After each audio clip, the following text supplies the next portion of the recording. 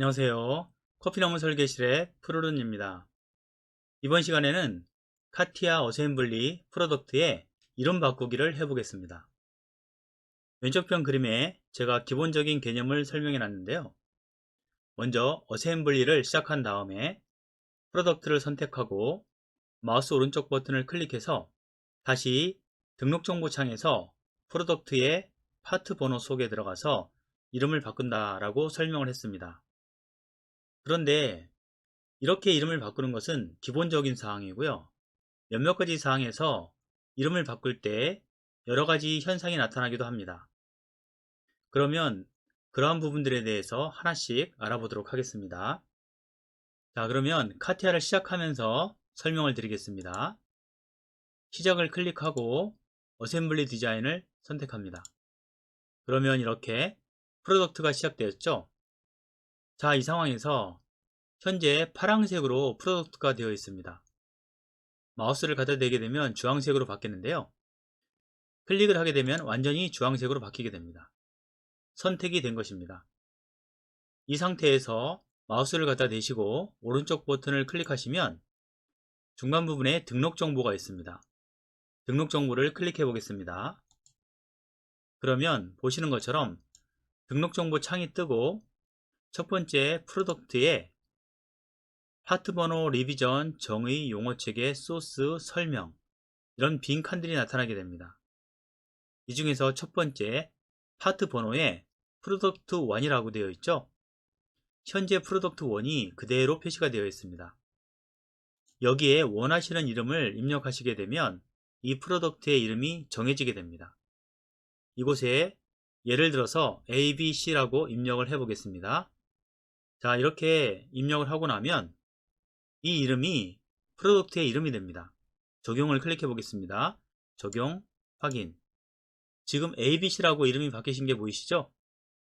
그런데 여기에서 한 가지를 더 보실 수 있어야 됩니다. 제일 위쪽으로 마우스 커서를 따라가 보겠습니다. 제일 위쪽으로 올라가 보시면 abc.capproduct라고 되어 있죠? 바로 요겁니다. 내가 바꾼 것은 abc 이름 뿐이었는데 위쪽에 올라갔더니 저장하는 파일의 이름으로도 사용이 된다는 것을 알 수 있습니다. 이해가 되시죠? 자, 그러면 이 상황에서 그대로 저장을 한번 해보겠습니다. 파일 누르시고 저장을 하겠습니다. 저장 클릭. 그리고 원하는 방에 일단 그대로 저장을 한번 해보겠습니다. 저장. 이렇게 되면 제가 저장해 놓은 폴더를 가지고 와 보겠습니다. 지금 보시는 것처럼 이렇게 abc.capproduct라고 이름이 정해졌습니다. 내가 정한 프로덕트의 이름이 그대로 파일명으로 정해진 것입니다. 굉장히 중요하다는 것을 알 수 있죠. 파일 이름으로 넘어가기 때문에 내부에 있는 이름과 외부에 있는 파일명이 동일하게 됩니다. 이해가 되시죠? 자, 그러면 이 창을 내려보도록 하겠습니다. 그러면 이 상태에서 다시 이름을 한번 바꿔보겠습니다. ABC라고 되어 있는데 마우스 오른쪽 버튼으로 클릭한 다음에 등록 정보에 들어가 보겠습니다. 그리고 다시 ABC로 되어 있는 부분을 요번엔 CDE라고 한번 바꿔보겠습니다. 저장, 확인. 그렇게 했더니 어셈블리 이 프로덕트의 이름이 CDE로 바뀌었습니다. 그렇죠? 그런데 제일 위쪽에 보시면 그대로 abc.capproduct로 되어 있습니다. 바깥에 있는 파일명은 바뀌지 않는다는 것을 알 수 있죠.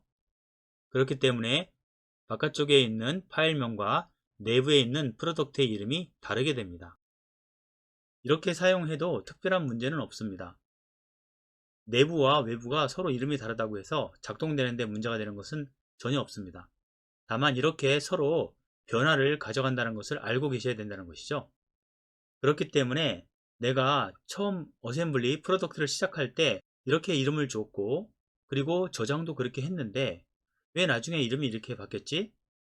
만약에 외부와 내부가 서로 이름이 틀려졌을 경우에는 내부에서 이름을 바꿨다는 것을 알 수 있습니다. 그리고 다른 회사에서 파일을 받았을 경우에 이런 경우가 아주 흔합니다. 일반적으로 내부의 이름은 프로덕트 1, 프로덕트 2 전혀 이름을 손대지 않고 저장을 할 때 다른 이름으로 바꿔버리기 때문에 내부와 외부가 이름이 틀린 것이 아주 비일비재합니다. 그런 것도 있으니까 참고하시고요.